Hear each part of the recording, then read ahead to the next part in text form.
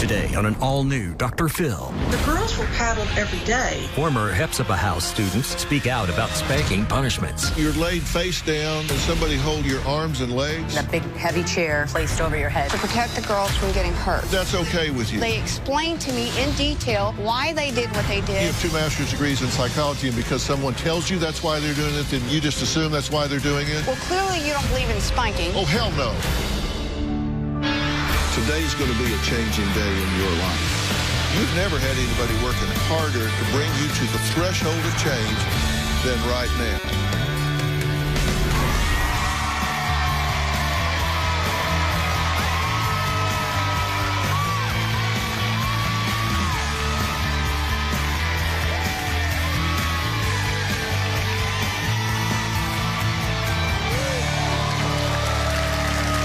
Okay, yesterday, former students of Hephzibah House, a Christian boarding school run by Pastor Ron Williams, were here with shocking allegations about what they claim went on behind the walls of the school. Now, they claim they were locked away from the world, forced to do hard labor and eat moldy food contaminated with bugs, and were monitored 24/7 through a surveillance system. Now, Pastor Ron Williams' son, Ben, actually agrees with these allegations. His parents founded the boarding school where he grew up, and he said it was time to speak the truth about life there. But Lucinda, another former student, had a completely different experience. She said she was happy at Hephzibah House, saying the food was out of this world, and the chores were just really not that bad. Things got heated, and strong accusations were flying. Here's what happened so far. We walked in, and the lady shut the door and started locking several locks. And I just knew something was wrong. The windows were sealed. They had screws, so you couldn't open them. Susan, what's really going on there? It's a lockdown facility where these girls are broken. And you said when you were there 30 weeks, you weren't allowed to speak. Absolutely. I was constantly on sentence restriction. You were not allowed to communicate with the girls you're around. You were only allowed to do necessary talking to the staff, such as, may I use the restroom? The girls who are speaking out against Hephzibah House in a negative light are lying. A lot of the girls that came in were actually girls that should have probably gone to juvie. These girls were lawbreakers. For the first time, a family member speaks out about the strict religious boarding school. I'm the only Williams that's ever said yes. The verbal abuse, the physical abuse, it occurred. The first 4 months I was there every day, I was paddled. I never experienced any abuse in the house, and I don't believe anybody else did either. Lucinda, do you disagree on most or everything that's been said here so far? I do. It is very much like a jail. Every square inch of that place is under camera and audio surveillance.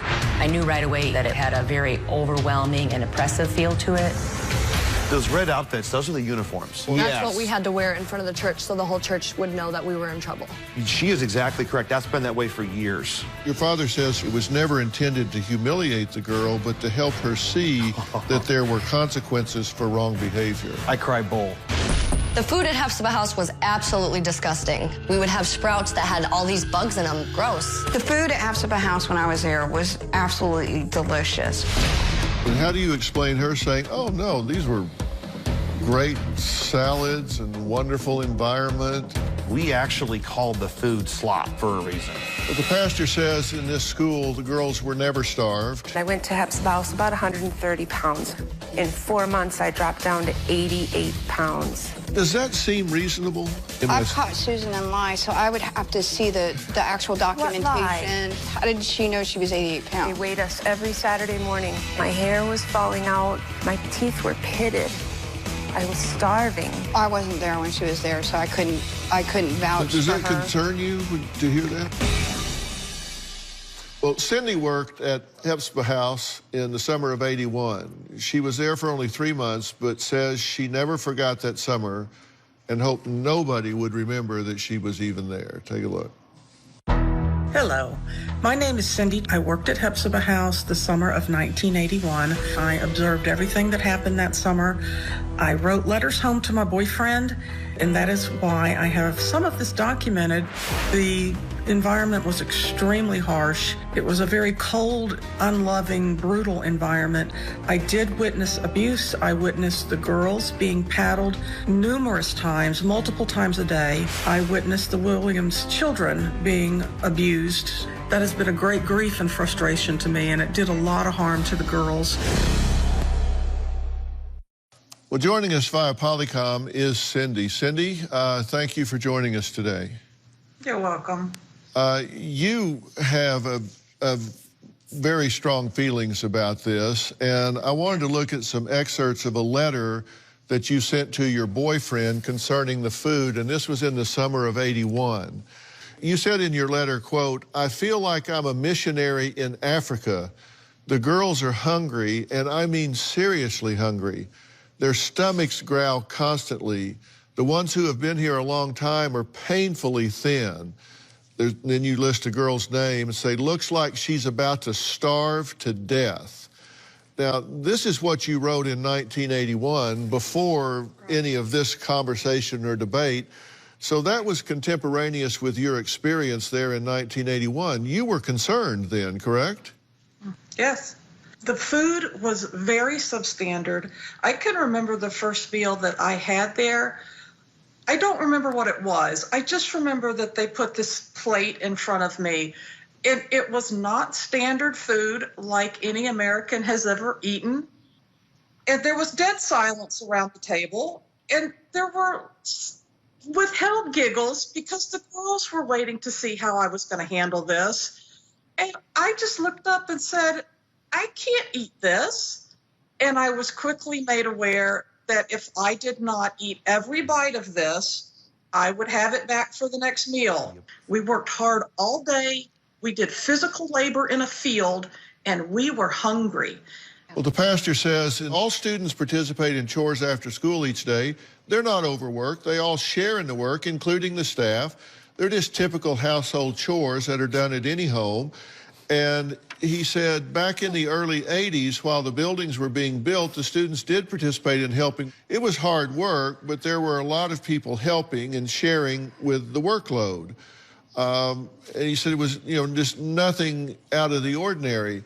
But you also wrote in a letter to your boyfriend concerning these paddlings back in '81. And you said, and I quote, "The girls are paddled constantly, but I'll never get used to it. It makes me feel sick.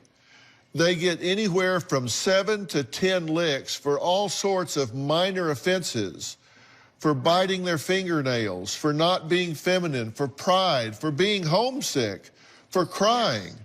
I would pass out if someone hit me that hard. Yes. It is not like a normal spanking. It is truly horrifying." Yeah. What did you see that made you write that? Well, I saw that every day. The girls were paddled every day. They had a systematic system for punishments where if you got essentially demerits, but we called them work duties. If you got a certain number of work duties, you got a spanking that night. But in addition to that, a staff member could simply look at you and say, "Karen, you look prideful. Go to the blue room. You're going to have a spanking for that." And no one said a word. The spankings were nonstop. And if somebody who is on staff at Hephzibah says they can't remember that, I will never forget. How would a spanking take place? A heavy chair placed over your head, staff members holding your arms, and then the paddling with a board, the rod of God. I'm sorry, that's just not okay. And later, there was an allegation that there were alarms, and they said this is true. There are alarms set at night. All of the lights in the basement would wake every single girl up because somebody was rolling around too much. And there's also concealed microphones in the ceilings. They can hear even a whisper. Tomorrow on an all-new Dr. Phil. Mom, I need help with homework. Not right now. Oh, my God. Her ex claims she's a bad mom. Did you go out drinking with your friends before your field shoot? I did. So the night before, you're going to give me relevant information. You decide to go out drinking. And her daughter is caught in the crossfire. Stop being right fighters. If you keep doing what you're doing, you are making a conscious choice to torture your daughter. Then on Friday, he did 33 years for a crime he swears he didn't commit. His blood was not there. It wasn't his DNA. This is his first interview as a free man. That's Friday.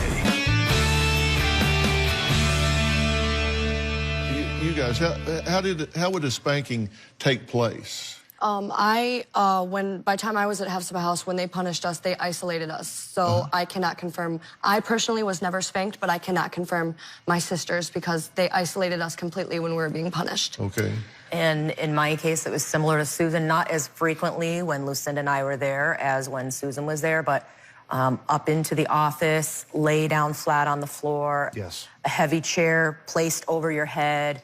Staff members holding your arms out to the side, sometimes a staff member holding your legs down, and then the paddling with a board, the rod of God, as it was called. So you're laid face down? Yes. Face down. Yes. And somebody holds your arms and legs? And a big, heavy chair placed over your head so you can't jump up. It wasn't done to protect them from us jumping up to hurt them. It was just done as more of a, we're going to show you even now how much power we have over Domination. you. It's going to just humiliate you and put you in the most submissive position that you could be with multiple staff members around and a person hitting you. So, well, they explained to me when I had my spanking, we're going to hold your hand so you don't put your hand behind and get swatted. You know, when the paddle comes down, you don't get your hand hit by the paddle. So we're going to hold your hands. We're going to hold your feet so you don't move. They couldn't just tell you to keep your hands up? The chair was put over my back, and I took my 3 swats. I got 3 swats. I only received 3 spankings the whole time I was there. The first time I had to lay down. The other 2 times, all I had to do was bend over. And my swats were literally just 3 times each time. Could I interject something, please? I'm sorry. You just can't see that laying a girl down, even if it happened to you one time, you can't see that laying a teenage girl and a huge man like Ron Williams or any other staff member spanking you, laying you on the ground with chairs over your head and holding, you can't see that as being wrong? That's I watched that as a child. That is scary. So you confirm this? Dr. Phil, I watched it. Oftentimes, the door would be left open to the office, the room, the spanking room. And the same room that you were spanked in was also the same room that a lot of counseling occurred. So that room became a very fearful room, frankly. But I witnessed as a child multiple times the girls being laid out, held down, the chair put over their leg. Oftentimes, the chair was put over their leg and their chest. Then they were prayed over, and then the spankings were 7 to 10 swats. I never heard anything less than 7. But that could have happened. I'm saying I never heard anything less than 7. Okay, but everybody's confirming that they're in a prone position, legs and arms held, a chair placed over them to pin them down further. No, that's how the girls were spanked, yes. I'm sorry, that's just not okay. I mean, you can,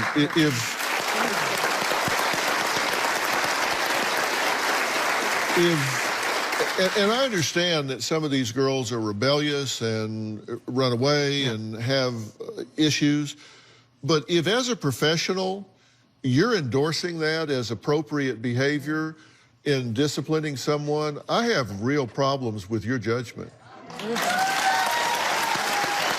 You're telling me that's okay with you? The reason they did that, Dr. Phil, was to protect the girls from getting hurt. You're telling me that's okay with you? It is okay with me. Okay, and your training is in what? Psychology. I have 2 master's degrees. You have 2 master's degrees, and you work with disadvantaged children? I work with foster children, and I work with fighting against CPS. Okay, so if you went into a foster home and you saw that foster parents had a foster child and they pinned them to the floor, held their arms and legs and put a chair over them and beat them with a board 3 times, 5 times, 7 times, you would check that off as okay. Well, Dr. Phil, when they... Kind of yes or no. My thing is they did it to protect the girls from getting hurt. I don't, to this day, believe in spankings. I believe in natural consequences. But I'm saying when I was there, that's how they did it. But the reason they did it that way was for protection of the girls not getting hurt. Well, no, you don't know why they did it. You just speculate No, as to that's why what they did told it. me. Well, that's what I mean. They said, we're going to hold your hand. Okay, So come on. You're telling me you have 2 master's degrees in psychology, and because someone tells you that's why they're doing it, then you just assume that's why they're doing it? Dr. Phil, I was beat before I went to Hephzibah House so severely. I didn't know what a spanking was. Okay, so when they explained to me, I had to wait 3 days for my first spanking. I had to wait for them to get permission from my parents to get that first spanking. And I was nervous because I didn't know what a spanking was. And so they explained to me in detail why they did what they did and how they were doing it, because I grew up where I didn't know what that was. So the explanation that I'm doing this for you, right? This is in your best interest. I'm getting ready to beat you with a board, and I'm doing this in your best interest. Well, clearly you don't believe in spanking. Oh, hell no. Okay, so I understand that. But 30 years ago, this is what we're talking about. 30 years ago, spanking was acceptable. I don't approve of spankings today, and they don't spank today. But 30 years ago, you're telling me across the whole United States and the world, parents that discipline their children through spankings are abusers? 30 years ago, it was accepted and done in public schools. But other people weren't getting laid on the floor with the chair over their head. Yeah, no, you're quite right. I don't believe in it now, and it is ridiculous that you're justifying pinning someone to the floor with a chair and 4 people getting around on their arms and legs and then beating them with a board. That is absurd. Here's the response that the school gave. Corporal correction was utilized for those who were defiant and rebellious in some way. Corporal correction was legal in Indiana and was done with written consent and for the parents involved. Such correction was discontinued in our ministry in the mid-1990s. That's a lie. 2 or more staff were always present. You say that's a lie. Why? We know for a fact they were still spanking in 2000. The only reason they stopped spanking, Dr. Phil, was fear. They still believe in it. These ladies pressured them, and they were scared to death to keep spanking, but they still believe and they still teach it. Were you told to lie to your parents in letters and communications? I observed my mom reading those letters. She would yell down over the intercom, so-and-so, and you need to redo your letter. And later, Patty Williams grabs her paddle, and she beat that nursing baby. Let me tell you, I thought they were going to kill that baby.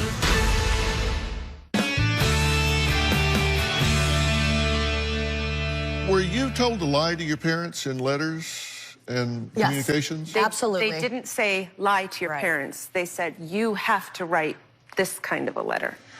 Well, here's what they said about that. The girls are allowed and even encouraged to be honest in their letters home.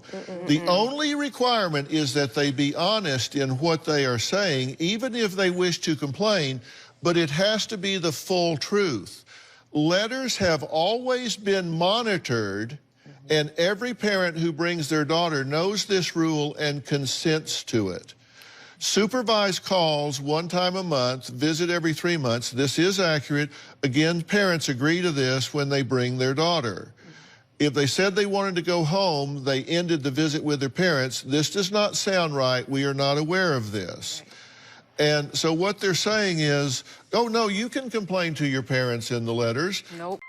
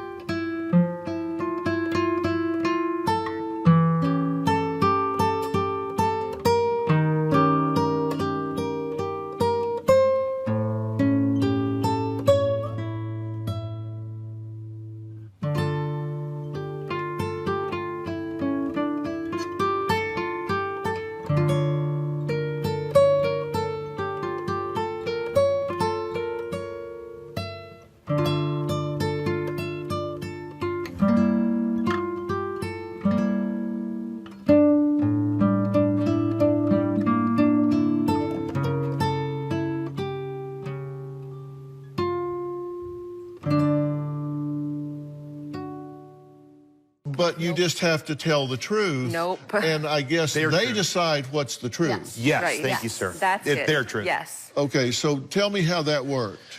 I observed my mom reading those letters my whole growing up years. And I remember many a time she would yell down over the intercom.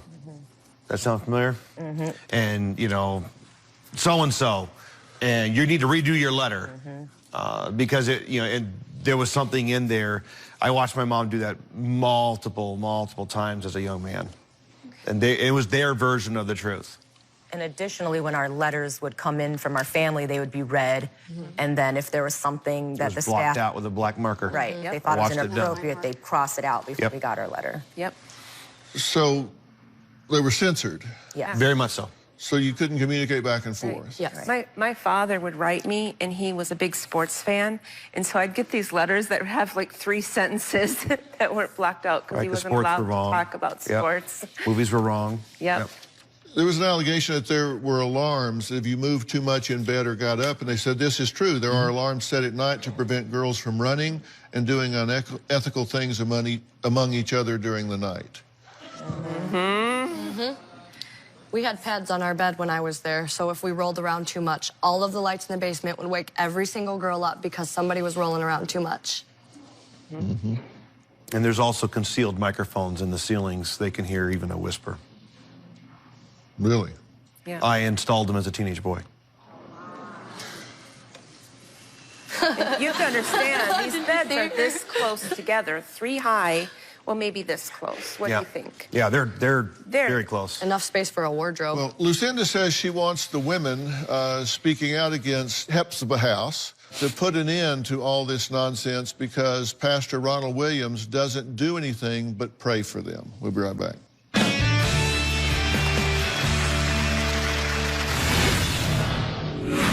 You guys think that the philosophy is to break your will. Absolutely. 100%. Absolutely. 100%. It was a spiritual, mental, physical healing for me.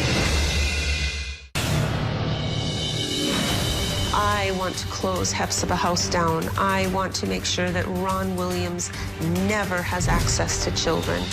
When I went to Hephzibah House, my parents couldn't do the type of research that's available now. Google Hephzibah House. You'll come up with hundreds of testimonials and people sharing their experiences about all the different types of abuse. I think it's silly not to believe victims. This is not a new thing that's happened in the last year. This has been going on since at least the 1980s.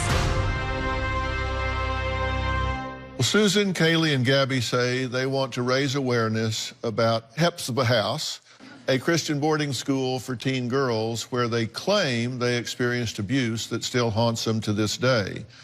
Ben, the founder's son, says he relates to their pain, but Lucinda is here defending the good work she says that Pastor Williams has done. We invited Pastor Williams to be here. He respectfully declined, but gave us voluminous answers to these allegations. They make no apology for the fact that this is a conservative, religious curriculum for girls that have been brought there because they're not doing well in society in general. And so they need structure and they need guidance. But you guys think that it's just gone way overboard and that the philosophy is to break your will. Absolutely. 100%. Absolutely. 100%. And that's the philosophy of your mother. That was always the philosophy of my mother. Patty Williams was a horrible person. She was like this voice from above. She really just screamed down at us through the intercom. Her favorite thing to say was we were all gonna be whores, we were gonna end up dead, or we were gonna end up in prison because none of us were getting right with God. Patty was a very brutal woman. She had a huge temper. She was very, very harsh. I saw her take another staff lady's baby. They took him to the front of the church and they beat him with a board about that big. He sounded like he was dying. He was choking. The baby was in trouble. And everything inside of me was screaming, Susan, get up and save that baby. And I just sat there. They beat that baby until he was silent, and it took a long time. I wasn't sure they hadn't killed him. I had to read these articles that were written by Ron Williams and Patty Williams. Ron said it was the goal of him and his wife to have the will of all of their children broke by the age of 1, and that would mean spanking them starting in infancy. He would say babies are depraved sinners when they're born. And this is what your father said about this. Make sure children have will broken by 1 year old. Oh, Dr. Phil. God's goal, child be hurt with pain of spanking during a session of correction. Use a rod. I was 15 years old, sitting in a church service. Patty Williams is sitting over here, this direction, with her kids, and she has a paddle on the seat beside her. She always had a paddle on the seat beside her And in she church. gets up and she grabs her paddle, and this young woman took her nursing infant up to the front, and she beat that nursing baby. Pastor Williams, he stood behind the pulpit at the front of the church. He stopped preaching, and he said, "Hit him again, sister, hit him again." He did that more than once. Let me tell you, I thought they were going to kill that baby. That baby stopped crying, and they kept hitting him. I've never, ever, ever gotten over that. Well, here's a response from the pastor. Babies are not beaten in our ministry. We have no idea what they're talking about. Well, Dr. Phil, remember, they don't call them beatings. They call them spankings. So you got semantics going on here. It would seem like it is semantics, or he's contradicting himself because of what we just put up. That is a quote from him. God's goal, child be hurt with pain of spanking during a session of correction, and make sure children have their will broken by 1 year old. What do you think about that? I don't agree with that. I have never, ever said I agree with everything that Hephzibah House does, ever. I just know that the 3 years that I was there, I never witnessed abuse. I never felt abuse, especially from somebody who was severely abused. I mean, I wrote a book about my abuse growing up in foster care. And I'm very sorry you had to go through that, and I understand how, by contrast, this might not seem quite as shocking to you as it might to someone else, given what you've been through in the past. That context means a lot. Well, and I learned a lot, Dr. Phil, while I was there. For me, it was a spiritual, mental, physical healing for me. That's another person that was there that said they had a good experience. I literally don't believe some of these stories until I see how they are 10 years from now.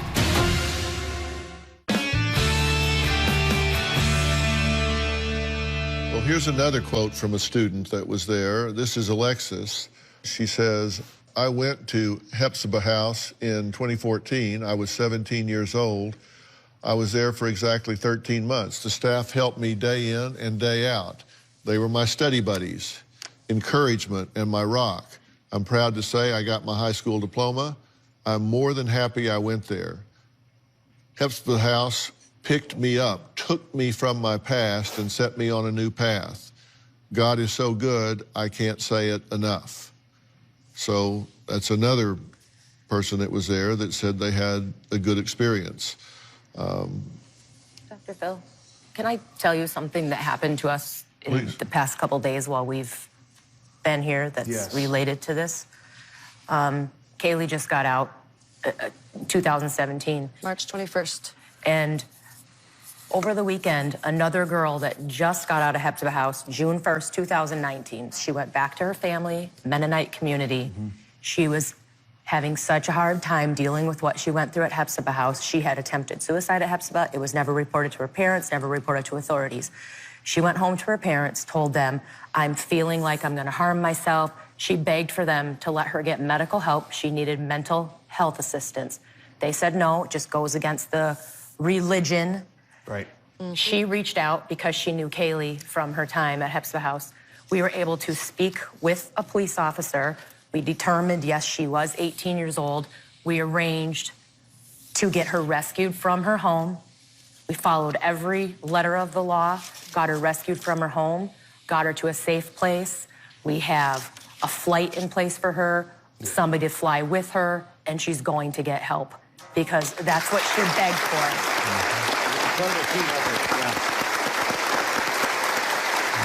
And it was, Phil, all these former students that came together for the transportation, chip money together, paying for the airfare, paying for everything to take care of this girl. 258 former students I am in contact with, and I know 4, maybe 5, that said that they benefited from Hephzibah House.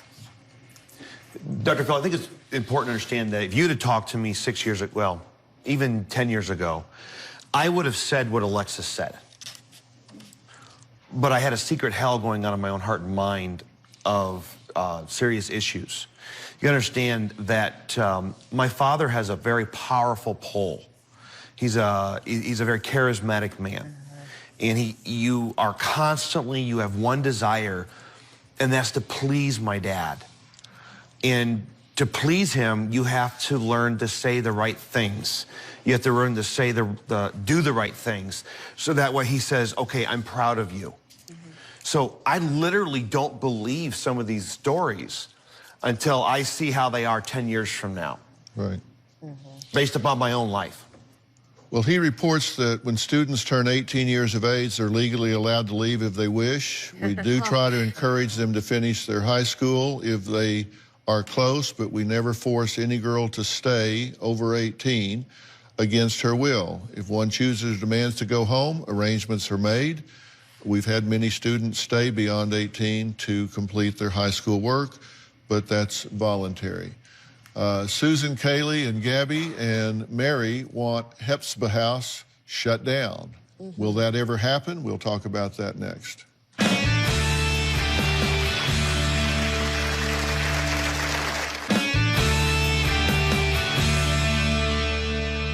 I'm here with Susan, Kaylee, Gabby, Lucinda, Ben. On Polycom, we have had input as well from Mary and Cindy. And so we've had a lot of people weigh in on this today. We've also heard from the pastor in written responses. He basically says that these girls are all encouraged. Says it is a Christian environment, that everything is designed to help these girls. They're never told that they'll be a drug addict or end up in prison.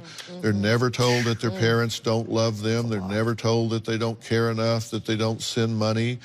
They're never told that they're worthless and all the things that would be demeaning them. Never told that you can't talk for 30 weeks, that there sometimes might be some restrictions. They said they do take people off antidepressants before they get there because they can't manage them once they're there, so they say they are weaned off of them before they get there. So now you guys talked about at times having forced exams to test whether the hymen was intact, etc., and that these were involuntary examinations, right? By the time I went to Hephzibah House, this was not a thing that I had to go through. I did have to get a physical exam at a doctor's office, but it was not what these girls went through. I had the forced exam. Gabby, you had to go through the sexual exam. Yes. And Mary, you had to go through an exam, correct? I had to go through an exam, yeah. And this is not what you wanted to do, Gabby, right? Mary, was this something you wanted to do? And they held me down for it. They held you down for it. Well, I asked about that, and the response was, this is an egregious false accusation to say a medical doctor sexually assaulted our students while doing a very common feminine exam.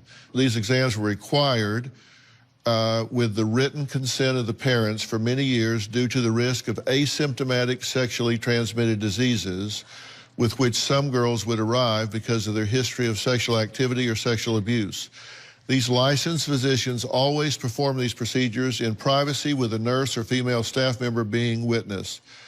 As medical technology has improved, these exams have been discontinued, and every matriculating student sees her own physician before entering our school.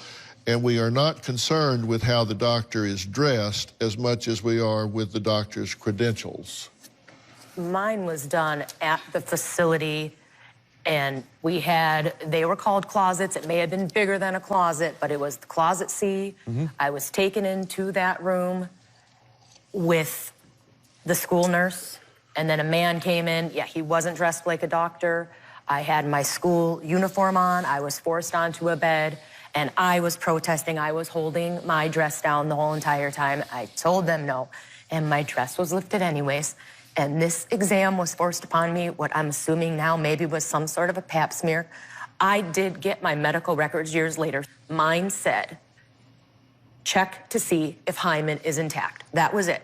They told us later when we've talked about this that it was to check for STDs. There was no blood work done. I'm very sorry.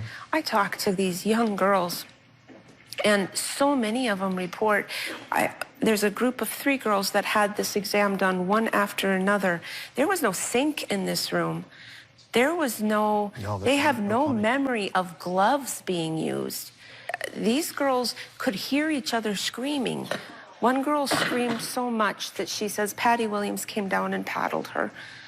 You know, I read the response from the pastor, and I understand and have said very much that if you have a home for teenagers that have been rebellious or have really been unmanageable at home or in society, that structure is absolutely required.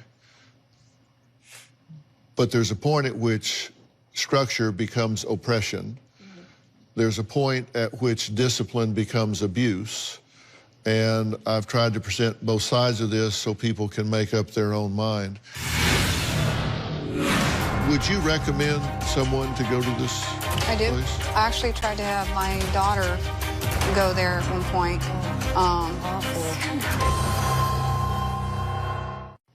I have a question for you. Would you recommend someone to go to this I do. place? I actually tried to have my daughter go there at one point. Awful. Over the years, I've talked to Ron about certain things. You know, you need to change this. You can't be doing that. That is a form of abuse. You can't be, and I've had those conversations with him.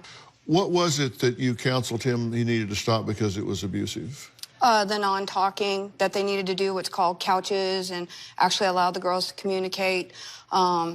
Because I realized that was my coping skill, and I was very comfortable with that. But I told him that that's crippling to some of the girls. And anything else? And things about making sure to document certain things that he needed to document. So even if there's a question of impropriety, you would still risk sending your daughter there? What, the spanking? No, I mean, this is clearly, you would admit that the school's at least controversial. Well, it is controversial, but you understand, I'm a Christian too. I don't believe in spankings and stuff like that. But you would still send your daughter there? I would have, yes. Knowing that there's at least the possibility that what these women have experienced is accurate. But I was there for 3 years. I didn't experience what they're experienced, you know? You totally discount what they're saying. No, I believe that they were traumatized, but trauma doesn't equal abuse necessarily, okay? Well, so, I'm just curious because as a parent, if there was even the remotest possibility that there was some impropriety happening at some facility, I wouldn't let my child get it within 100 miles of there. Not even if I didn't know it. Even if I didn't know for sure, if I thought it was even a possibility, I wouldn't let my child get within 100 miles of there.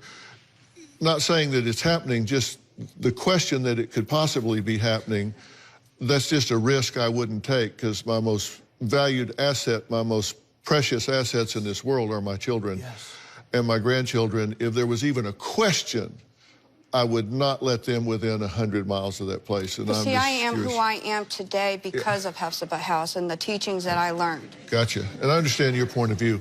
You think this school should be shut down? 100%. Okay, you think it should be shut down? Absolutely. Yeah. And on Polycom, Mary, you guys think it should be shut down?